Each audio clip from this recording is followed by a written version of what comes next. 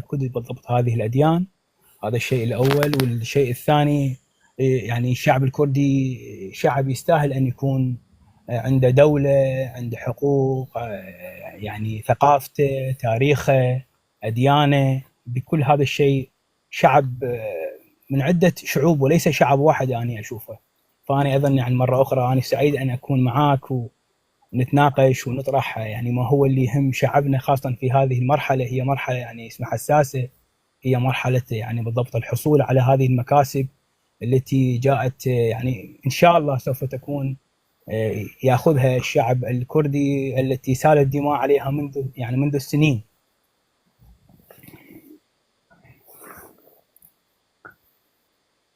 حياك الله. الله بالخير مثل ما يقولون العراقيين. حياك الله. اهلا بك استاذ صلاح بن محي، الله يخليك. متواجد معنا بدنا نعرف من حضرتك ايش الابحاث اللي عملتها عن القضيه الكرديه، الشعب الكردي بشكل عام. انا بديت اهتم بالشأن الكردي من 2009، لان اني من منبع شيوعي، وتعرف الشيوعيين في العراق كانوا في كردستان العراق التي هي ملاذ لهم يعني منذ السبعينات. فبديت اقرا بالضبط يعني ادبيات الحزب الشيوعي اللي هي خلتني اندفع نحو القضيه الكرديه. فبديت اقرا عن الكرد، وبديت اول شيء اقرا عن التاريخ الكردي، التاريخ بالضبط القديم. ومن بعد بديت اختص في الشأن الكردي، وكتبت يعني عده ابحاث وتقارير منها يعني هي اكثر شيء باللغه العربيه، لكون للاسف النخبه العربيه هي يعني قاتله للشعب الكردي وحقوق الشعب الكردي.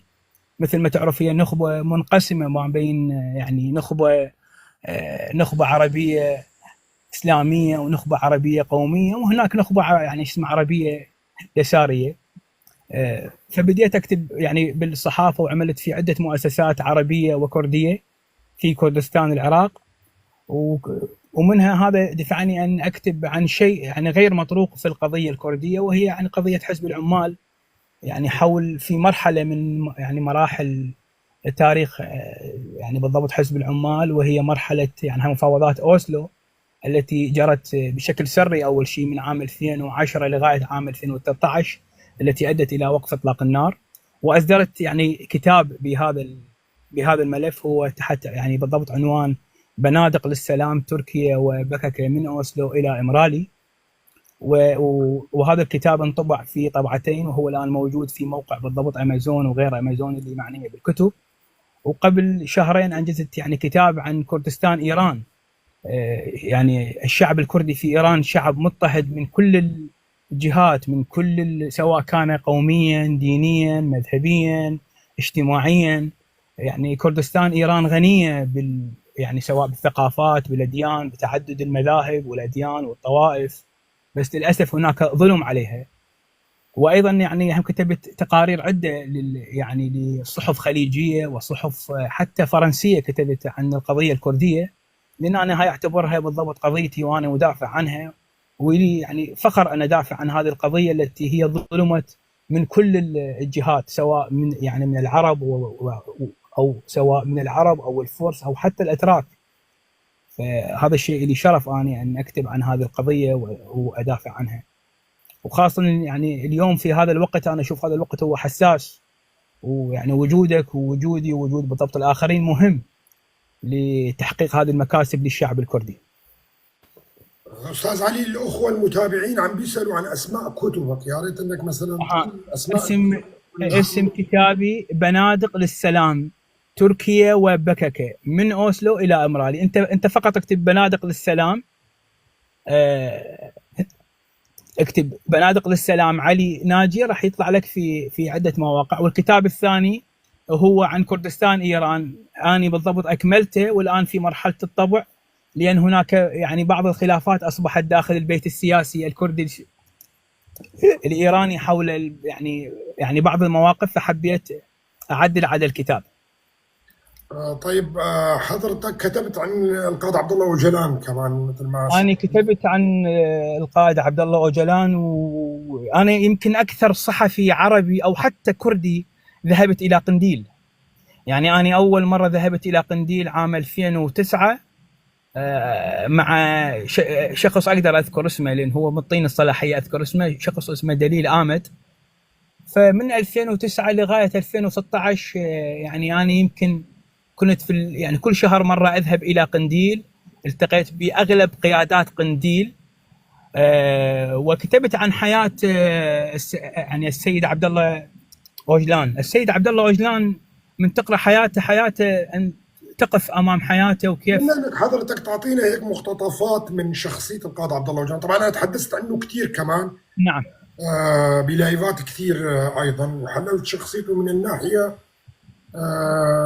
سكسولوجيه يعني النفسيه والامور هاي، لكن ما كنت قريب منه بصراحه لاني ما شفته انا بعمري، يعني لانه انا كبرت باوروبا صح، وما كان عندي يعني ما حصل شرف اني انا التقي فيه نهائيا. لكن من خلال الكتابات اللي كتبها هو يعني قدرت اني اعرف شخصيته. اتمنى من حضرتك هيك تعطينا نبذه شوي عن شخصيه القائد عبد الله اوجلان، نتعرف عليه من وجهه نظر حضرتك كمان. تفضل. نعم. شكرا لك. يعني انا كل كتابات السيد عبد الله اوجلان بالضبط انا قرأتها، وقرأت حتى الكتابات التي كان هو يقرأها داخل السجن. السيد عبد الله اوجلان يعني هو من منبع يساري في ذاك الوقت، وكانت هي يعني هاي تركيا بلد عسكري، وهو من منبع يساري، صوت يساري، كان مدافع عن كل شعوب تركيا وليس الشعب الكردي. هذا هو عندما كان في الجامعة. لكن هو حتى في يعني مذكراته في المجلد الخامس وبالاخص الفصل اعتقد الاخير في يعني في المجلد الخامس يقول هو من كان طالب ابتدائيه، يعني من كان صغير طلب من عند المعلم ان يكتب انشاء. هو كتب انشاء بعنوان طفلي الذي لم يولد ابدا. فهذا الموقف خلى الاستاذ قال له شنو هذا؟ قال له انا من راح اكبر راح يعني راح اغير الشرق الاوسط، راح اغير مفهوم الشرق الاوسط والعالم اتجاه الشعب الكردي. فضحك هذا الاستاذ، تدري لان تعرف يعني هاي تركيا دوله فاشيه في وقتها وهي مستمره بهذا نظامها يعني الفاشي. فعندما دخل الجامعه وتعرف على مجموعه من اليسار وبدا يعمل على تاسيس يعني هاي روابط جامعيه، يعني اتحادات جامعيه لغرض النهوض يعني بالشباب الجامعي لاخذ بالضبط حقوقهم.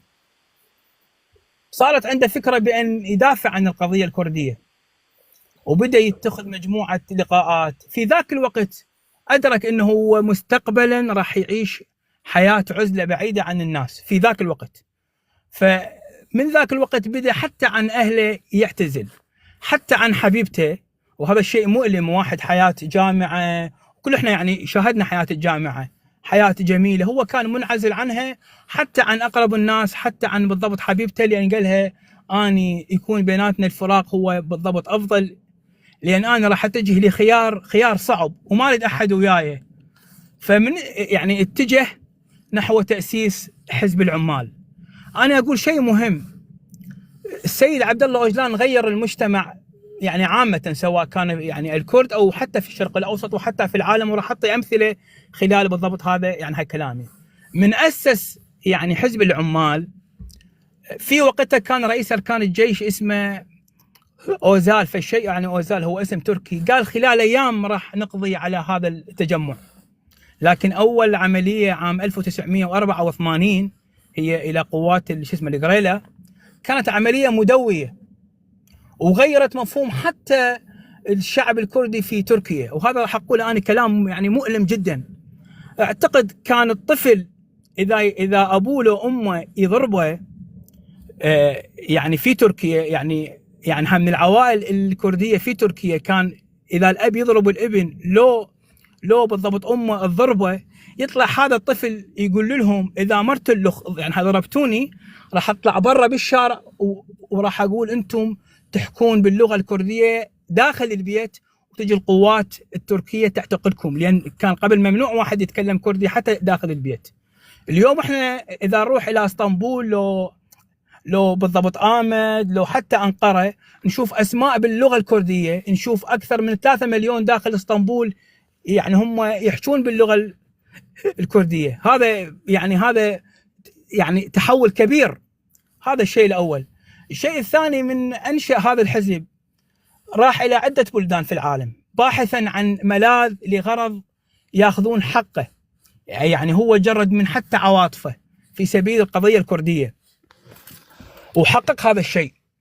يعني لو نحكي عن الحياة الآن داخل السجن، السيد عبد الله أوجلان منذ اعتقاله لغاية اليوم يعيش حياة عزلة. أول شيء هو في جزيرة إيمرالي سيئة الصيت. هذه الجزيرة غير صالحة للعيش، يعني بسبب الرطوبة العالية، مما ولدت مشاكل صحية خاصة في الجهاز يعني التنفسي للسيد عبد الله أوجلان.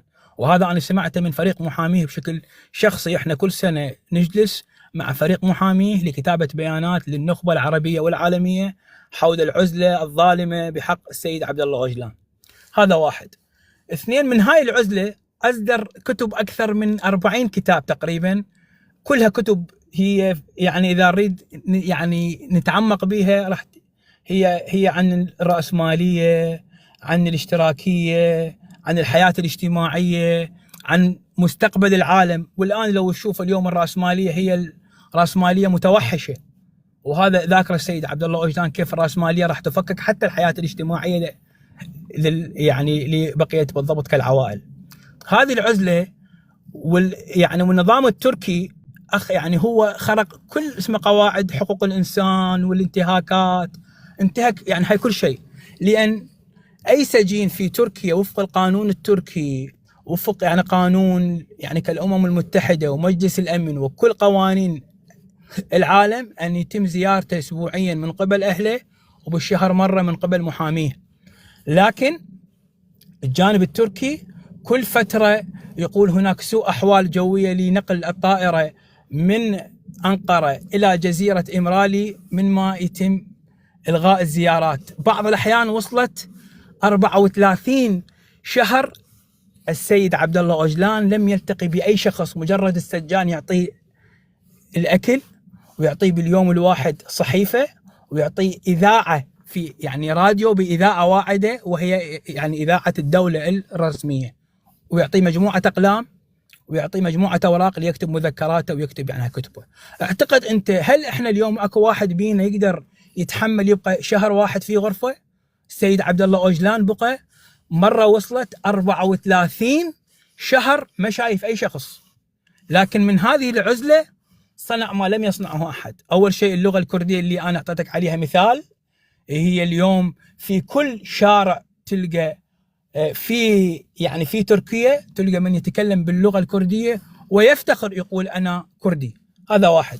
الشيء الثاني، السيد عبد الله أوجلان من هذه العزلة هز بها أكبر إمبراطورية فارسية، وهي إمبراطورية الفارسية التي عمرها أكثر من 4000 سنة. إحنا لو نرجع نشوف نقول بثلاث كلمات هي لو موجودة في كتب السيد عبد الله أوجلان هزت العالم، وهي جيان آزادي. هذه الكلمات الثلاث التي الآن يقولوها ليس الكرد في إيران، بل الفرس والبلوش والأهواز في إيران يقولوها. هذه الإمبراطورية الفارسية التي عمرها 4000 سنة 4 كلمات هزتها. حتى نحن في العراق خرجنا في عام 2016 وعام 2017 وأسقطنا حكومة كاملة من خلال هذه 3 كلمات التي حولناها إلى اللغة العربية، وقلنا خبز حرية دولة مدنية، التي هي من ضمن كلام وأدبيات وفلسفة السيد عبد الله أوجلان. وحتى في أمريكا وغير أمريكا الشاهد هذه الكلمات. والشيء بالضبط الثالث وهو التعايش السلمي في شمال شرق سوريا. مثل ما تعرف أستاذ صلاح، احنا في العراق أيضا مكونات وشعوب سنة وشيعة وكرد وعرب وتركمان ويزيديين وصابئة من مختلف يعني هالمكونات. أمريكا بفلوسها بنفوذها ما قدرت أن تعمل أي تعايش سلمي من بعد عام 2003. لكن اليوم التعايش السلمي في شمال شرق سوريا أصبح هو خيار، وينظر فيه يعني مثل ما نقول بالعراق ينظر فيه حتى المثل. الآن عندنا مشكلة في شنغال ما بين العرب والأيزيديين. الآن يعني هل جاءت أمريكا إلى استخدام التعايش السلمي واستخدام أدبيات السيد عبد الله أوجلان لغرض الاستقرار في شنغال، وحتى في بعض المناطق التي هي تحت تسمى مناطق متنازع عليها لغرض التعايش السلمي. هذه الأمثلة يعني الثلاث مهمة إلى بالضبط أبنائنا، وهم من الجيل الجديد الذين لم يقرأوا بالضبط الكتب بسبب يعني هذه الحداثة وما بعد الحداثة والتكنولوجيا، أن يدركوا بأن شخص من خلف القضبان صنع السلام. لا مانديلا قدر يعملها ولا أي شخص في العالم، وما زال لغاية الآن يصنع السلام، ولم يطلب يوما حرية له، إنما كان يطلب أول شيء يعني بالضبط حرية الشعب الكردي وشعوب المنطقة. وهذا اليوم احنا ما حصدناه في شمال شرق سوريا. السيد مظلوم عبدي يمشي في خطوات لغرض الحصول الشعب الكردي على مكتسباته، وهو حقه وليس يعني بالضبط فضل من أحد. فاحنا علينا أن يعني ندافع عن هذه القضية، وأيضا أن نعمل على كسر العزلة التي هي مشددة بحق السيد عبد الله أوجلان، لأنه بالضبط شخص مثله يعني كشخص يعني، وأيضا مفكر أممي. يعني من المعيب علينا احنا أن نبقى جالسين ونشاهد هو يعيش في هذا الوضع. يعني هذا الوضع بالضبط كالمؤلم إنه إلى كل الشعب الكردي وإلى كل الناس بالضبط كالأحرار في العالم. طيب أستاذي العزيز، في كثير ناس بتشكك إنه القائد عبد الله أوجلان 26 سنة في السجن وكل الصعوبات اللي شافها، هل من الممكن من خلال معرفتك لشخصيته إنه مثلا يساوم على حقوق بسيطة بالنسبة للشعب الكردي بمقابل إنه يخرج من السجن، حسب قراءتك أنت لشخصيته ومعرفتك فيه ومقابلتك للمحامين خلال الفترة اللي فاتت؟ هل قراءتي أنا صحيحة ولا قراءتي خطأ؟ يعني أنا أعتقد أنك متابعني من نعم الفترة اللي فاتت، عارف أنه كم مرة تحدثت عن شخصية القائد عبد الله أوجلان. نعم، لا يعني هي قراءتك صحيحة، وأنا راح أتكلم عن تفاصيل مهمة. تفضل عزيز. كل عمليات وقف النار التي أطلقها السيد عبد الله أوجلان، وهي عام 1993، والتي هي كانت يعني مبادرة من قبل مام جلال الله يرحمه مع تركت أوزال رئيس الجمهورية التركي السابق، وأيضا عام 1999 التي هي امتدت إلى 2004، وحتى هي بالضبط الأخيرة التي كانت في أوسلو، التي هي عرفت باسم يعني هاي وقف السلام من أوسلو، من عام 2013 إلى عام 2015. كان وقف يعني إطلاق النار من الجانب الكردي، أي من الجانب حزب العمال، وأيضا كان كلام من السيد أوجلان حول هذا، يعني بالضبط هو من دعا إلى وقف إطلاق النار. وكل هذه العمليات، هذا شيء مهم إلى شعبنا، كل هذه العمليات كان موقف الحزب أقوى من الموقف التركي، مثل ما هو اليوم الموقف التركي ضعيف وموقف الحزب قوي. هذا واحد. لم يساوم على قضية أن يتم إطلاق سراحة مقابل إنهاء القضية الكردية نهائيا. كان أول مطلب له أن يتم اللقاء مع قيادات قنديل، وأن يأخذ موافقة قنديل في هذا الأمر، لكي لا تحسب وأن يقولوا بأن السيد عبد الله أوجلان يبحث عن حرية مقابل إنهاء القضية الكردية. هذا واحد. اثنين، هذه العمليات كان لها دور الأمم المتحدة في هذا الأمر، وعند نهاية وقف إطلاق النار، يعني عندما يتم إنهاء عملية السلام، يكون الجانب التركي هو الذي من أدى إلى خرق هذه الاتفاقيات. ويعني خلينا يعني اليوم نتكلم عن هذه يعني عملية وقف إطلاق السلام التي نحن الآن في يعني مجرياتها. قبل شهرين دولة بخشلي، لمن لا يعرف دولة بخشلي هو رئيس الحركة القومية التركية، هذه مهمة لشبابنا وإلى أخواتنا. دولة بخشلي ما كان يعترف شيء اسمه وجود كرد، كان يقول على الكرد أتراك الجبل، يقول هو أتراك ضمن أدبياتهم وضمن كلامهم وبياناتهم وكتبهم، يقول ذولا أتراك لكن ساكنين في الجبال، على الشعب الكردي اللي هو يعني قبل الترك في هذه الأرض، يقول ذولا أتراك ساكنين في الجبال. دولة بخشلي من أمام البرلمان وهو حليف أردوغان دعا إلى عملية السلام وفك العزلة، وبالضبط أن يكون هناك سلام للقضية الكردية مع الأتراك.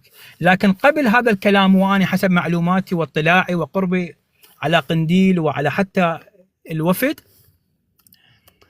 كان هناك وفد حكومي من الحكومة التركية زار السيد أوجلان قبل هذا الكلام وقال نحن مع وقف إطلاق النار وندعوك أن تدعو إلى وقف إطلاق النار والبدء بعملية سلام. لكن هذه المرة السيد أوجلان قال لهم أن يتم وقف إطلاق النار ما بين الشعب الكردي بمختلف أجزائه مع الدولة التركية وليس مع الحكومة. أكو في فرق، أي يكون هناك مع الدولة التركية وأن يكون البرلمان التركي مطلع عليها لكي يشرع القوانين والقرارات وحتى يعدل الدستور لأجل ضمان الشعب الكردي في تركيا. لأن سابقا في عملية وقف إطلاق النار وعملية السلام في عام 2013 عندما وصل الأمر إلى البرلمان كان أحد أعضاء الوفد التفاوضي من الجانب التركي وهو محسوب على فتح الله جولان الداعية الإسلامية التي هي يعني خرج منها أردوغان، أدى إلى إفشال هذه العملية وقال نحن لا نؤمن بوجود شعب كردي، مما أدى إلى إنهار عملية السلام. لكن هذه المرة مختلفة وطلب أن يكون هناك تبادل الزيارات من قبل وفود لأهم حزبين ما عدا حزب أردوغان وهو حزب الشعب الجمهوري، وأن يكون هناك يعني أيضا وفد من الحركة القومية التركية إلى إمرالي.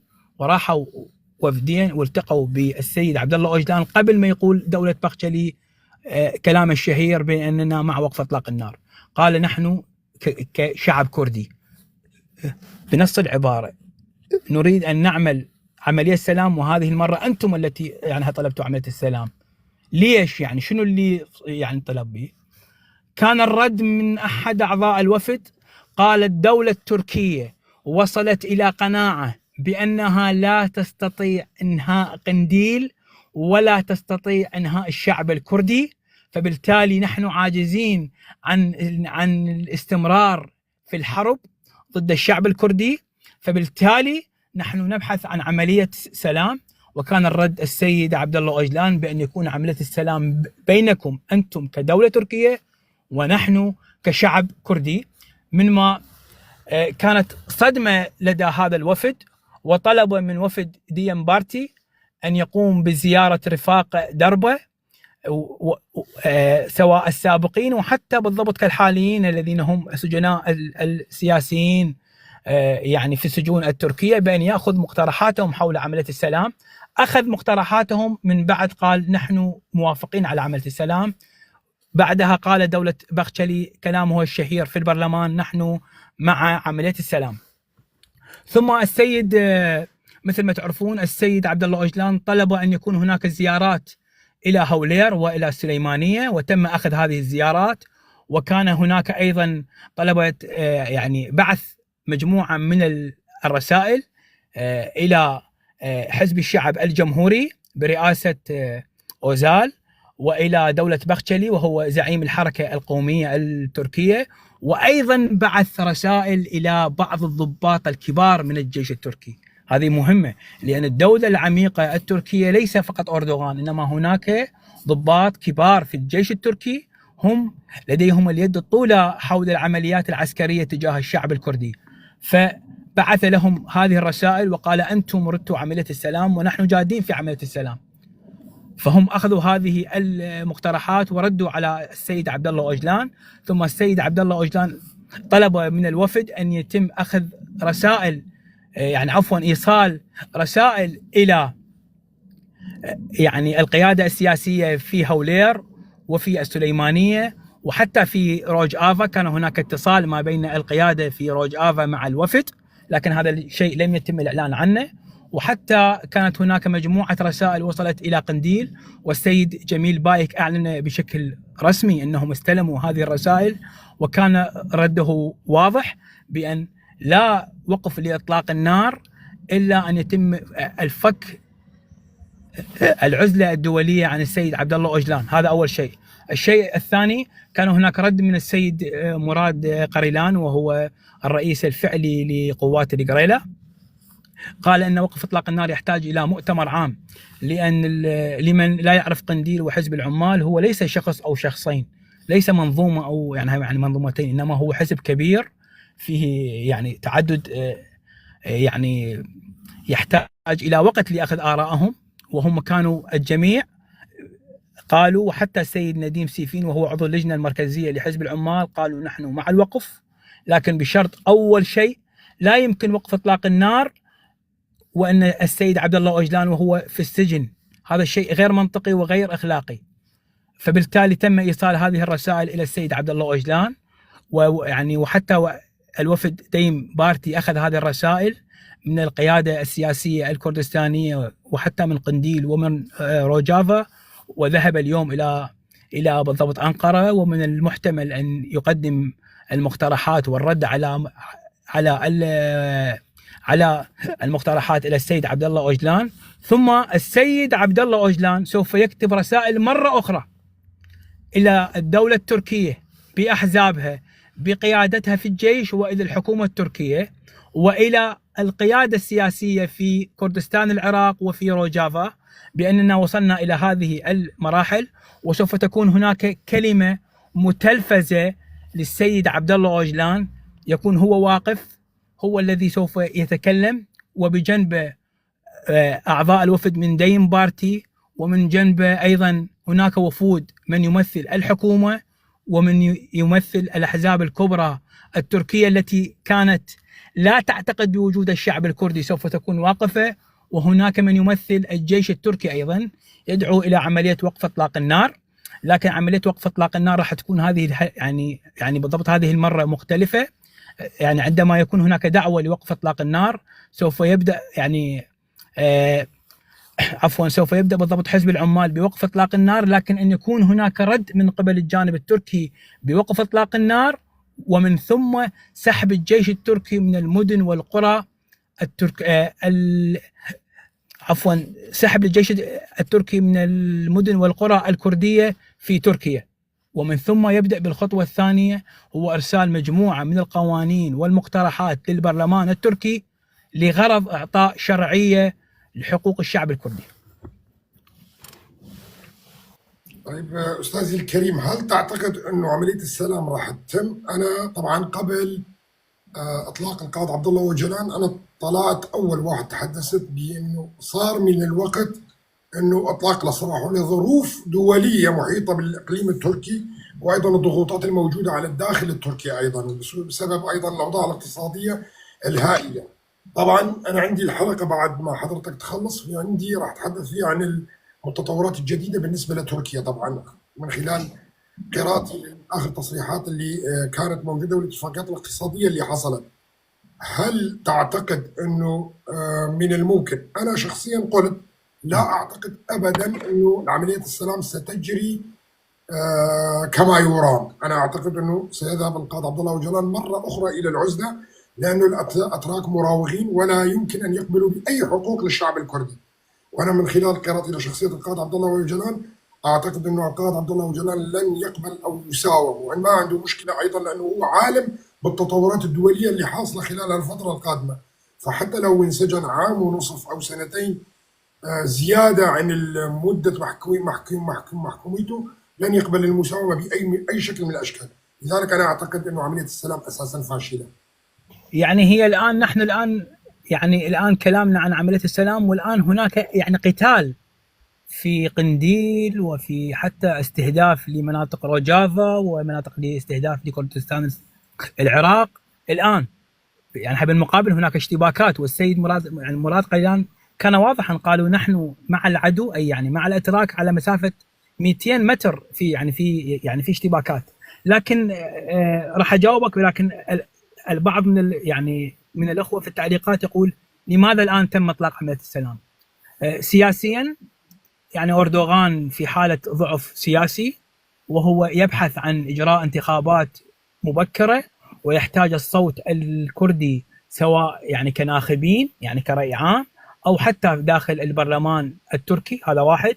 اثنين، يعني أردوغان يعمل على إجراء تعديل الدستور، فبالتالي هو بحاجة إلى هذه الأصوات. الشيء الثالث، تركيا الآن هي غارقة في الديون. الآن ديون تركيا وصلت إلى 440 مليار دولار. مستوى، نعم يعني مستوى الاستثمار التركي هبط إلى رقم 35 عندما كان سابقا 27. الشيء الآخر وهذا أنا راح أقوله وهو يعني لم يقال يعني في بقية المنصات أو حتى في وسائل بالضبط الإعلام، الكل يعرف أن تركيا لديها أسلحة متطورة وحتى طائرات مسيرة، لكن قوات الجريلا خلال يعني ما يقارب منذ 10 أشهر أو 11 شهر الماضية أسقطت من 9 إلى 11 طائرة مسيرة حديثة بأسلحة حديثة، مما جعل الجانب التركي الآن يلجأ إلى المعارك الكلاسيكية القديمة. وهذا جعل الموقف التركي من أين جاء حزب العمال بهذه الأسلحة. يعني البعض سأل من وين هذا، وأنا هم سألت. البعض قالوا يعني هو السلاح الآن ينباع مثل بالضبط كالبيبسي والكوكا كولا، فبالتالي صانع السلاح لا يهمه لمن يعني هيبيع. أو البعض يقول لا، ممكن الماكينة العسكرية لحزب العمال صنعت سلاح في قنديل، لأن هي قنديل دولة، يعني في مستشفيات وفي تعليم وفي مدارس أنا بأكد لك عزيزي أنه صناعة محلية بخبرة شباب كرد كانوا موجودين أيضا قسم منهم في أوروبا وتعلموا. أنا ما أريد ندخل في هذا، لأن البعض يعني في يعني أعرف بعض الأشخاص كونوا أنا بأوروبا صح دارس بمجال الكمبيوتر بالأساس، أنا شهادتي علمية فبعرف معلومات كثير، خليها نحتفظ فيها لأنه أمر خاص. يعني هي دولة، يعني قنديل عبارة عن دولة حتى بما فيها هناك يعني جراجات لتصليح السيارات يعني دولة من هناك تذهب تشوف اكو دولة، يعني مش شوف. بس حبيت أأكد إنه الطيارات المسيرة اللي تم صناعتها هي طيارات كردية بخبرة شباب كرد تقنيين 100%. بقول لك يشتروا قطع من دول وكذا وأمور، نعم في هذا الشيء، لكن هي تكنولوجيا كردية 100%. احنا ما نريد ندخل بهذا المواضيع لأن مواضيع حساسة. هذا الشيء. والشيء بالضبط الآخر هناك ضغط دولي، يعني هناك ضغط دولي، وهذا الشيء أنا يعني هاي لمسته. هناك شباب لديهم إرادة، شباب كرد في أوروبا وحتى في كردستان، ضغط على الرأي العام الكردي من ما التركي، من ما صنع رأي عام دولي بأن تركيا هذا النظام الفاشي من غير الممكن بقاء السيد عبد الله أوجلان في هذه يعني في هذه بالضبط كالعزلة. وحتى التغيرات في الشرق الأوسط، وقد نشهد عقوبات على تركيا بسبب ما فعلت اتجاه يعني كإسرائيل والحرب اتجاه بالضبط إسرائيل، فعلى تركيا أن يعني تلمم جراحها وأن تحل بالضبط القضية الكردية من ما دفعها إلى عملية السلام. لكن هل عملية السلام راح تكون يوم لو بالضبط يومين؟ لا، أنا أقول لك أنا حسب رؤيتي لو استمرت بهذا المنوال قد تحتاج من 4 سنوات إلى 5 سنوات، لأن هناك الكثير من القوانين تحتاج إلى التشريع، منها قوانين مالية، قوانين سياسية وحقوقية، وحتى قوانين للشهداء والضحايا والإعمار. فهذه يعني كلها سوف تكون ما بين يعني كأعضاء الوفود، فإنما تحتاج إلى وقت طويل في هذه عملية السلام. علي عندي دراسة موسعة عن تركيا. طبعا هذا الكلام اللي حضرتك بتحكيه مع كل الحب والاحترام لك، أنا هذا مطلقه على شكل تحليلات سياسية قبل عامين. نعم. مسألة التطور العسكري، مسألة انسحاب التركي المجبر العسكري ومن هناك مسألة العملية السلام، مسألة أنا كان بعد الانتخابات البرلمانية الانتخابات المحلية اللي حصلت في تركيا في الشهر الرابع، طلعت أمام الناس كلياتها وقبلها حتى قلت إذا فاز حزب العدالة والتنمية سيحصل كذا، وإذا خسر الانتخابات المحلية سيكون في أزمة كبيرة جدا، يحتاج إلى تغيير الدستور، يحتاج إلى إصلاحات اقتصادية، يحتاج إلى أمور عديدة لا يمكن، فهو مضطر أن يعود للقائد عبد الله أوجلان ويضطر للعودة للقضية الكردية وحل القضية الكردية، لأنه ما عنده مفر آخر. هذا الكلام حطيته في دراسة. طبعا عندي دراسة أخرى وهي راح تفاجئ الجميع، دراسة عدد المواليد في تركيا، عندي أيضا عملتها، أنه خلال العام 2030 إلى عام 2050 سيتضاءل عدد الأتراك إلى نصف عدد السكان الموجود حاليا. لذلك شفنا حزب العدالة والتنمية خلال ال5 سنوات اللي فاتت كان يحث الشعب التركي على إنجاب الأطفال. الشعب التركي كلياته يتوجه إلى المثيلية وعدم إنجاب الأطفال، وهذا عمل أرق كبير للحكومة التركية.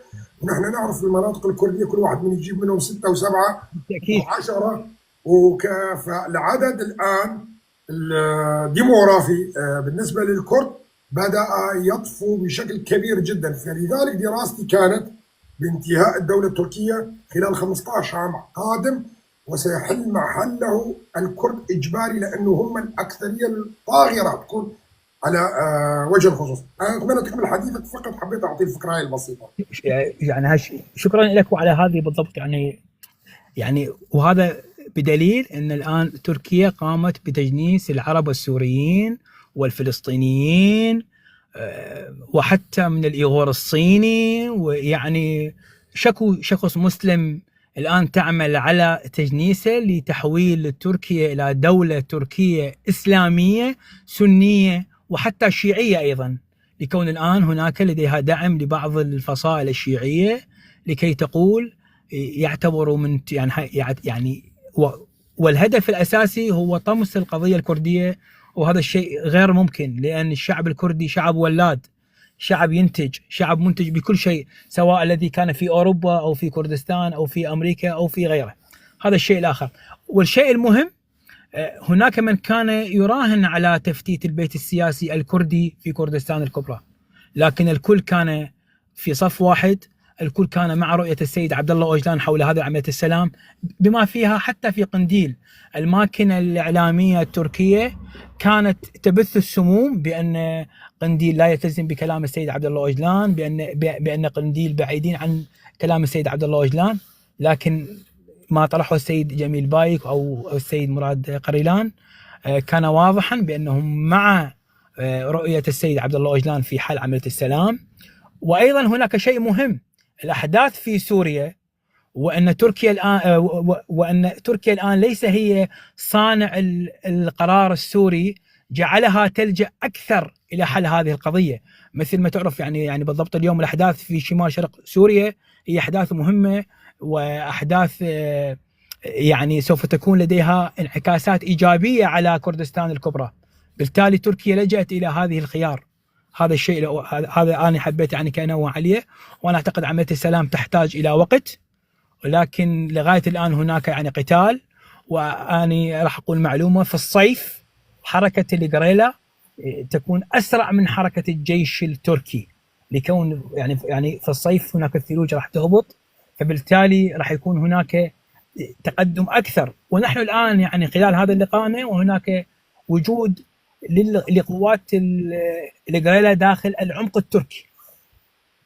صحيح، كانوا امبارح في ديار بكر في عمليات بالذات، بس انا ما في عمليات وفي يعني في منظومه انا ما احب اذكر اسمها، بس يعني اطلب منكم تكبيس حتى ليس من حذر.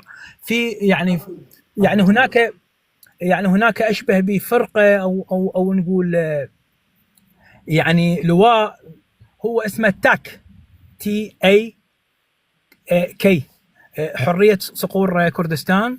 هذه هم اشبه بفدائيين، اشبه ب يعني داخل المدن الكبرى التركيه، موجودين داخل. انا شاهدتهم في احدى الاماكن يعني وحبيت اسوي وياهم لقاء، لكن واحد منهم كان يتكلم عربي، هذا اللي صدمني. هو كان لابس القناع او شيء وكذا، قال نحن فداء كردستان بارواحنا. هل هذا الشخص عربي؟ هل هو كردي ويحكي عربي؟ انا ما حبيت ادخل وياه يعني يوجد معاهم من عرب اورفا. نعم صحيح هذا الكلام، من عرب اورفا. يعني انا ما حبيت ادخل وياه بنقاش. قال نحن مستعدين ان نجعل من يعني بنفس العباره قال نحن مستعدين ان نجعل من اسطنبول مدينه اشباح لا يزورها احد، حتى بالضبط اهاليها يهجروا، لكن نحن نبحث عن السلام، وليس نحن باحثين عن القتل او عن فسك الدماء او ما شابه ذلك. هذا الشيء المهم اللي هو انا حبيت انوه له. يعني لغايه الان موقف الجريلا وموقف السيد عبد الله أوجلان هو الموقف الاقوى، وحتى الموقف الكردي عامه في كل يعني كردستان موقف واحد، موقف متحد. وراح احنا نشاهد يعني هذا سواء كان في تركيا او حتى في سوريا. الان السيد مظلوم عبدي سائر نحو خطوات، وهناك ضغوطات تركيه لمحاربه شمال شرق سوريا، لمحاربه التعايش السلمي، لمحاربه قسد. فبالتالي نحن يعني اعتقد الامور يعني ايجابيه وجيده، لكن تحتاج شيء من الانتظار. نعم. بالنسبة للديموغرافية تركيا وبعض الأمور المتعلقة بالمسائل الاقتصادية، أنا عندي دراسات قدمتها لحركة التحرر الكردية وعليهم علم بهذا الموضوع، لكن أنا على اللايفات ما أتكلم بهذا المواضيع. أنا بطلع مثل الإنسان العادي، بعطي تحليل سياسي وما بعطي إلا جزء بسيط جدا. أما اللي بيأثر على القضية الكردية أو بيأثر على القوة العسكرية أو أي شيء، ما بتكلم بهاي المواضيع نهائيا ولا بجيب بالتاكيد، سيرتها. لان هن مواضيع حساسه بعض الاحيان، حتى التحركات او حتى بالضبط الوفود حتى كذا، يعني بعض الاحيان وجود حساس. يعني البعض يقول مثلا هل موقف السيد عبد الله وجدان الان ضعيف؟ لا، هناك ضغط دولي، ضغط حتى عربي، لان يعني ملف القضيه الكرديه تركيا الان نجحت بترطيب الاجواء اقليميا مع السعوديه ومع مصر، وحتى الان تعمل مع اسرائيل، ما لكن نجحت، ما نجحت ابدا. هي لكن تحاول. ربطوا استقرارهم مع تركيا في سوريا، ان تكون سوريا دوله مدنيه علمانيه فيدراليه، وهو سحبوا البساط تقريبا من الاتراك واخذوا احمد الشرع الى طرفهم الدول العربيه، وهذه يهم الدول العربيه. الدول العربيه لن تقبل ابدا ان تحكم حكومه اسلاميه في اي بلد عربي، خصوصا تابعه لاخوان المسلمين. هذا امر واضح بالتاكيد، وتحدثت عنه مطلقا كثير بهذا الموضوع. لان صانع التغيير في سوريا لا يقبل بوجود حكم اسلامي، بدليل بالضبط. السعوديه التي هي منبع الاسلام اليوم تخلت عن الاسلام السياسي والحياه الاسلاميه الاجتماعيه، فكيف نقبل بوجود ايغور صيني وقوقاز وتركمانستان وما شابه ذلك داخل يعني هذه دمشق؟ هذا الشيء غير منطقي. وجود الشرع الان بدأ يخرج من العباءة التركية، بدليل قوله مثل ما الكل يعني هاي شاهدنا باسم الجمهورية السورية وغير ذلك. وحتى هناك الآن خطوات للخروج من العباءة التركية بسبب واحد مهم، لأن مؤتمر باريس كان واضحا: المال ودعم واستقرار سوريا مقابل المال والإعمار، وأن تركيا بلد مفلس، يعني لا وجود لتركيا من ناحية الدعم المالي. الدعم المالي الأكبر راح يكون عربيا وهو من الإمارات، والكل يعرف موقف الإمارات اتجاه إخوان المسلمين واتجاه تركيا. والشيء الثاني المحافل الدولية قالت إن سوريا تحتاج إلى تحتاج نحو 400 مليار دولار لغرض إعمارها، وأن إعمارها مرتبط باستقرار مكونات الشعب السوري. فبالتالي تركيا ليس هي صاحب اليد الطولى. وكان يعني بالضبط قبل ساعتين كان لقاء للسيد مظلوم عبدي في قناة البي بي سي، راح يكون هناك لقاء مطول معه في برنامج بلاغ قيود، يمكن انت كنت يعني في البث ما شاهدته. قال: نحن مع حكومة لا مركزية ومع ضمان حقوق الشعب الكردي في الدستور السوري الجديد وفي القوانين والتشريعات الجديدة. وقال: أنا أعتقد أن هناك ضغوطات من تركيا على دمشق لمحاربة شمال شرق سوريا ولمحاربة يعني أيضا الشعب الكردي. وقال إن وجود قسد وسلاح قسد هو الآن لأننا في حالة حرب مع تركيا والمرتزقة التركية، ونحن مع يعني وقف إطلاق النار، لكن الجانب التركي رافض هذه الفكرة، ونحن أبلغنا الأمريكان بهذا الأمر، وكان هناك رد من قيادة القوات المنطقة الوسطى، القوات الأمريكية، بأن القوات الأمريكية باقية في شمال شرق سوريا ولن تغادرها. هذه أيضا يعني ضربة أخرى لتركيا وللسياسة التركية الفاشية تجاه القضية الكردية. طبعا في تصريح هام لنتنياهو وترامب ايضا. لاول مره ترامب ونتنياهو يصرحون بان تركيا ممكن ان تكون دوله معاديه للولايات المتحده الامريكيه واسرائيل. نعم. وهذا تصريح خطير جدا هذا اليوم. مثل ما انا رؤيتي مختلفه شويه استاذ علي، ما بعرف انت متابع الرؤيه اللي انا بطلقها ولا ما متابع نهائيا؟ نعم متابعها. متابع. طيب، لا اعتقد ابدا ان الاتراك سوف يجنحون للسلام، والاتراك هم على المستوى الدولي والتاريخي وتعاملهم اللي شفته من خلال الحرب العالمية الأولى والحرب العالمية الثانية، كانوا دائما الخاسرين واللي لا يفقهون في السياسة شيء. لذلك سيذهبون الأتراك بعنجهية العقلية العثمانية القديمة إلى تأزيم الأوضاع أكثر، إلى أن تحصل تفكيك تركيا في الفترة القادمة. نعم، راح تحصل فيها حرب طويلة الأمد في داخل تركيا، وهي اللي راح تكون سبب إنهاء وجود الدولة التركية على الإطلاق خلال السنوات القليلة القادمة. وهذا قدمت عليه دراسات طويلة جدا، كنت أشتغل عليها على خلال السنوات اللي فاتت كلها، وخصوصا بمسألة الديموغرافية والمسألة الاقتصادية أيضا، وأيضا المشاريع الدولية اللي تمت. احنا بنعرف في اتفاقية كانت موجودة، هي اتفاقية وزان واحد اللي كانت تسمى بمعاهدة سيفر. نعم. كانت تنص بشكل واضح على انها ارث الدولة العثمانية بشكل نهائي، حتى يعني اسطنبول وازمير والمناطق هاي من حق روسيا هي ان تاخذها. فلذلك الروس اخذوا جزيرة قرم، هذه اول مرة اتحدث بهاي الاحاديث، يعني ما اخذوا جزيرة القرم الا تمهيد لاخذ الاراضي اللي كانت هي بالاساس تعتبر لروسيا حسب اتفاقيات الدول الحلفاء عندما خسرت الدولة العثمانية في الحرب العالمية الأولى. وكذلك أيضا مشروع إعادة الشعوب الأصلية إلى مناطقها وأصولها، وهذا أمر واضح أيضا جدا والآن يعمل عليه. فلذلك سيتم محاصرة تركيا. طبعا الاتفاقية اللي حصلت الآن ما بين الهند ووقاحة تراب من خلال ال4 أيام اللي فاتت، وتحدثنا عنها قبل عامين، تحدثت عنها قبل بخرائط مطولة وقتها قبل عامين، تحدثت عن هذا المشروع. هذا المشروع اللي تم توقيعه سوف يكون المعول اللي راح يهد فيه الدولة التركية. تم استثناء تركيا من كل المشاريع الاقتصادية اللي كانت مرسومة بالأساس لأنه تمر في تركيا في فترة من الفترات قبل عام 2016. فهذا يدل بشكل واضح من الناحية الاقتصادية أن هناك خطة لإضعاف تركيا أكثر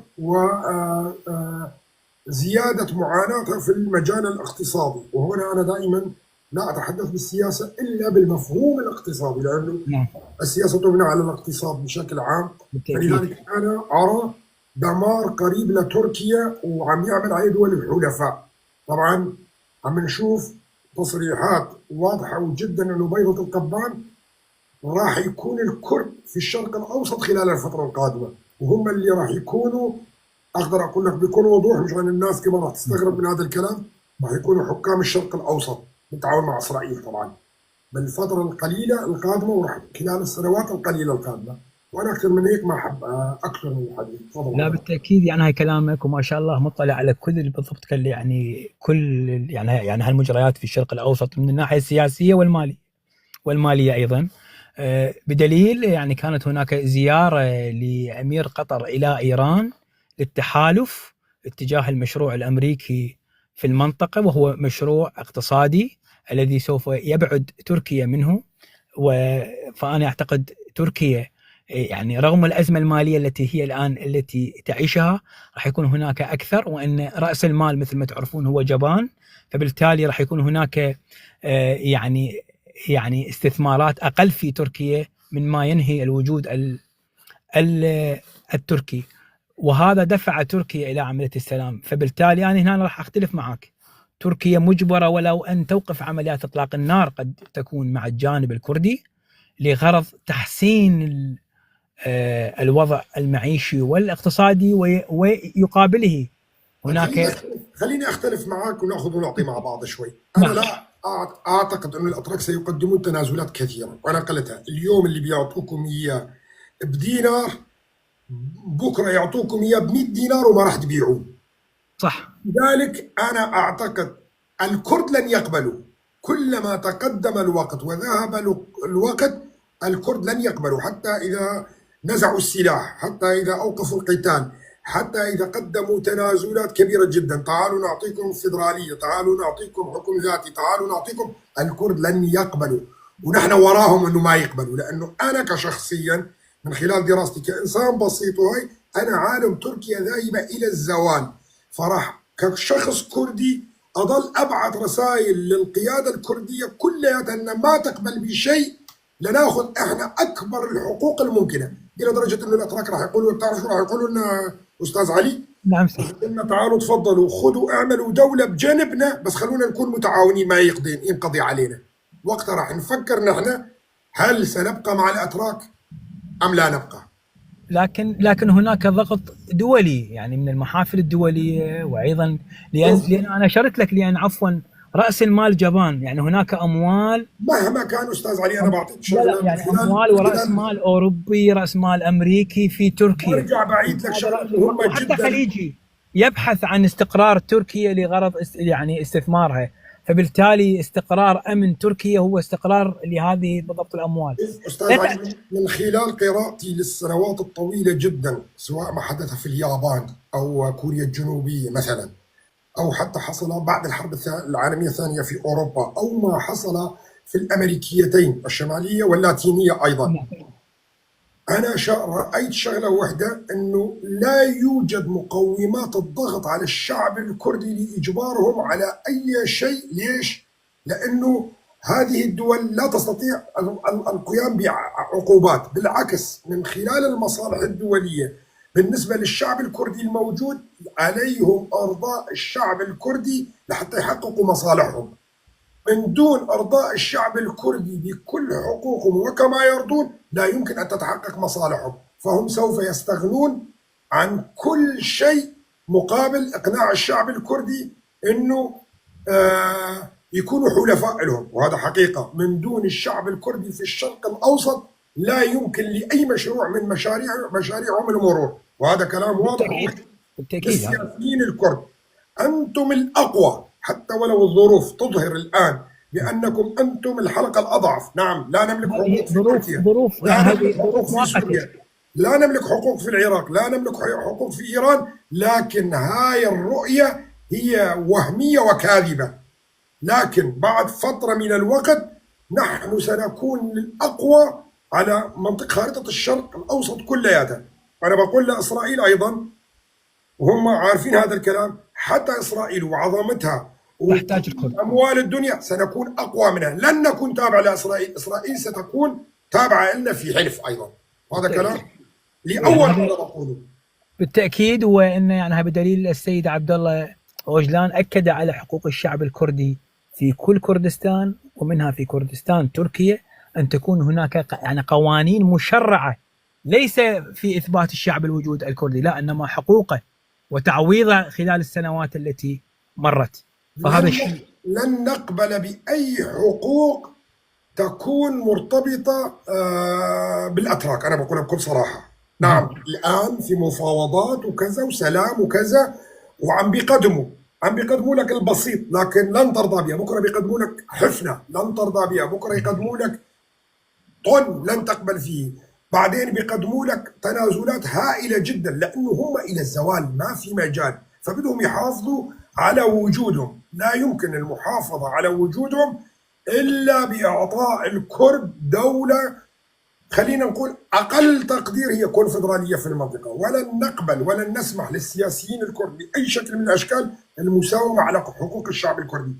أنا كباحث صار لي سنوات طويلة وأعمل في مراكز استراتيجية عالمية للدراسات الاستراتيجية، وكل الباحثين اللي أنا بعرفهم وهي متوصلين إلى نتيجة واضحة وصريحة جدا بأن تركيا ذاهبة إلى الزوال، فلازم نستغل هاي النقاط كلياتها لحتى نحن ناخذ أكبر قدر من الحقوق وما نطول عمرهم إلا بكيفنا إحنا. وليس تركيا فقط، إنما إيران أيضا.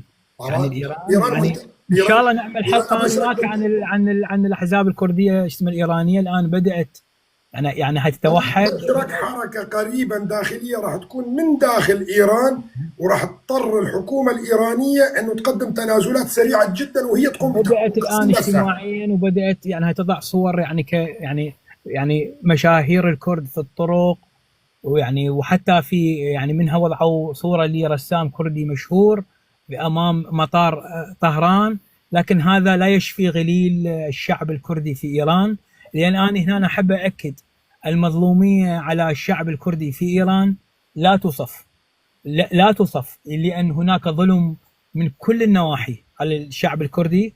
فبالتالي أيضا إيران مقبلة على ما تفعله اليوم تركيا، هي تبحث عن حلول، إيران كذلك تبحث عن حلول. فبالتالي مستقبل الكرد هو بيضة القضبان للشرق الأوسط، هو الذي سوف يصنع السلام، هو الذي سوف يكون بوابة المال وطريق المال لهذه الدول، لأن مثل ما تعرفون رأس المال جبان، وهو يبحث عن الاستقرار، وأن استقرار تركيا وإيران أستاذ علي، وسوريا شوف والعراق. أنا بقول لك إياه وأنا كشاب كردي، نعم. لن نسمح للعالم كلياته يتهنى في الشرق الأوسط ويمرق مشاريعه قبل أن نحصل على كامل حقوقنا بدولة حصرا. بالتأكيد وبتعويض ما جرى. لن نسمح بأي مشروع ولن نسمح لأحد أن يعيش بأمان إن ما عشنا نحن قبل الكل بأمان. هذا أمر طبيعي ورسالة واضحة برسلها لكل الشعب الكردي. وهذا حق من مهما حقوق الشعب كلف. الكردي، هذا حق من حقوق الشعب الكردي، لأن هو صاحب الأرض، ونحن كعرب جئنا من اليمن، والأتراك ما في شيء اسمه أتراك، هم وصولهم من اسمه القوقاز وما قوقاز، وفي فرس من بعد همدان. هذه الأرض أرض كردية، وجاءوا باغتصابها يوم باسم الدين، يوم باسم القومية، يوم باسم الإنسانية وما شابه ذلك. فبالتالي حتى الآن أنا بقول أنا مع الإدارة الذاتية ولا مركزية، كل هذا الشيء مؤقت، هذا يعني فقط نعتبره مرحلة، درجة واحدة في طريق درجات الدولة الكردية الكبرى. غير هيك ما في. هذا كله هذا ممكن أيضا في تركيا نصعد درجة معاهم، لكن في النهاية راح نوصل للي احنا بدنا اياه. وقلت لك يا لن يهنأ الشرق الأوسط ولن تمرق القوانين الدولية أو المشاريع الدولية فيها إلا عندما نحن نكون دولة كبرى ومسيطرين على الكل، وقتها راح نسمع لهم. غير كما أن بالضبط هناك ثروات لا تحصى في الأراضي الكردستانية من نفط وغاز وفوسفات وكبريت وزراعة وتربة. هذه التربة أول قرية زراعية في العالم هي في مدينة شمشمال، يعني في السليمانية. هذه تربة كردستان، تربة خصبة يعني. فبالتالي أنا باعتقادي مثل ما أنت قلت، لكن احنا نقول شوية صبر نحتاج، إدارة ذاتية، بعد الإدارة الذاتية فيدرالية، بعد الفيدرالية كونفدرالية، وأن الدول التي هي الآن محتلة للأراضي الكردستانية، هذه الدول والأنظمة تعيش صراع داخلي، تعيش تحطم اجتماعي سياسي اقتصادي، مثل ما أنت أعطيت مثال على تركيا وكيف هم شبابهم التركي متجهين إلى أين وإلى قلة بالضبط يعني النفوس. فأنا أقول ثمرة ما نحصده اليوم هو بالضبط قليل، والقادم أكثر وأفضل، وتعويض لما جرى من الظلم والحقد والعنصرية والتمييز الذي شهده الشعب الكردي. وإن شاء الله نعمل أنا وياك حلقة عن كردستان إيران، لأن ذولا شعبنا ومظلومين كل سرور. بس خلت تهدأ شوية الأوضاع في سوريا، لأن الأوضاع في سوريا يحتاج يومية تحليل من عندك لاطلاع شعبنا وناسنا والناس بالضبط كالأحرار. وأنا أكد بأن هناك من العرب ومن الأوروبيين أحرار مساندين للقضية الكردية، لأن هذه هي يعني قضية حق. شعب يعني مسالم، شعب محب للخير، شعب عطاء. الكرد يعطون للعالم كيف هم علموا الزراعة والسقي والري وحتى الموسيقى.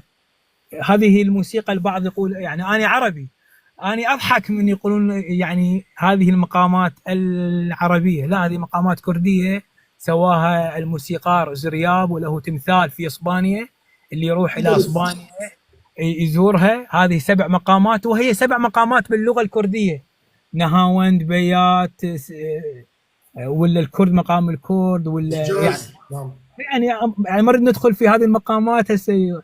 هذه المقامات مقامات كردية، لكن بسبب للأسف الظلم اللي وقع على الكرد حتى مقاماتهم حولوه مثل ما حولوا أسماء المدن يعني هذا شيء محزن. إن شاء الله أنا جدا سعيد ويشرفني حضورك. بالعكس يعني شرف لي، وأنت منصتك من المنصات المهمة واللي تدخل إلى قلوب الناس وتدخل إلى كل منزل وإلى كل شيء بالضبط أسرة. وعلينا أن يكون يعني هاي نوع يعني أن نكون متفائلين. صح الآن شعبنا مهجر سواء في عفرين، منبج وبقية المناطق علينا مضايقات، لكن القادم افضل، وان يعني سياسه السيد سروك السيد عبد الله اوجلان نحو الامام، وهناك توحد كردي. البعض كان يلعب على وتر الانقسام الكردي، لا، البيت السياسي الكردي بمختلف مناطقه متوحد ومتجه نحو الاستقرار، والدول التي عاملت الكرد على التمييز واحتلت اراضيه ومناطقه، هذه الدول الان في الزوال، ونقول القادم افضل، والرحمه يعني شهدائنا، وعلينا ان ندعم وان نتكاتف لتحقيق ما نصل اليه، ومثل ما انت وصلت يعني مثل ما طرحته. كل الشكر والاحترام لحضرتك، أنا سعيد وواجبي، وأتمنى يكون قادم بيناتنا لقاءات لتوضيح سواء في كردستان سوريا أو في كردستان إيران أو في كردستان، وحتى علينا يعني يمكن احنا يعني ما ذاكريهم، يمكن انت يعني ذكرتهم بس احنا يعني ما ذكرناهم. هم في كردستان روسيا وارمينيا، يعني موجود شعوب هناك محتفظه بزيها وتقاليدها، وفي مصر يعني، وحتى في لبنان، وحتى اليوم هناك جاليات كبيره كرديه في الخليج، يعني في الامارات. أنا زرت صعيد مصر، وفيها من الكرد الصعايدة أعداد لا يستهان بها، أعداد كبيرة جدا. كبير، ومحتفظين في زيهم وفي تقاليدهم في كذا. واحنا ان شاء الله يعني هم راح نتكلم عن كردستان ايران وعن نكرات خراسان، يعني الذين هم على حدود يعني حتى تركمانستان، الذين هم الان محافظين على زيهم وتقاليدهم رغم يعني هناك تعريب وتفريس، وحتى لعب على وتر الطائفيه والاديان. أستاذ علي، أنه في دراسة أنه هؤلاء كلياتهم راح يرجعون إلى كردستان من كل أنحاء العالم في حال إنشاء الدولة الكردية؟ بالتاكيد، يعني هو حلم كل كردي، يعني حتى لو ما يرجع يخلي موضع استقرار إليه. مثل ما اليوم احنا نزور كردستان العراق، يعني كثير من انا اشوف يعني من الشباب الكرد، سواء كانوا من كردستان يعني هروجافا او من تركيا او من غير مناطق، يزور كردستان. يعني حتى في ليبيا عندي اصدقاء او معارف. نعمل حلقه كامله عن كردستان، عن الكرد في الدول العربيه، وراح يتفاجئ يعني شعبنا بان هناك الكثير من الجاليات وحتى المناطق الكرديه وما زالوا محتفظين بهم، وحتى داخل البيت يحاول يتعلم كردي وكذا، يعني راح نكون. واتمنى ايضا هم نتطرق الى موضوع كرد روسيا وارمينيا، يعني كرد يعني بكل سرور ان شاء الله. بكل سرور. شكرا لك مره اخرى، وشكرا للاخوه والخوات يعني والخوات وسعيد جدا. انا مقيم في فرنسا، لو انت في اوروبا يكون ان شاء الله بيناتنا لقاء. يعني موجود في اوروبا، انا موجود في اوروبا. انا اضفتك نتواصل مع بعض ان شاء الله. ان شاء الله ان شاء الله. شكرا لك استاذ، وشكرا للاخوه والخوات. شكرا لك، اتمنى لكم ليله سعيده. شكرا لك استاذ، شكرا لك.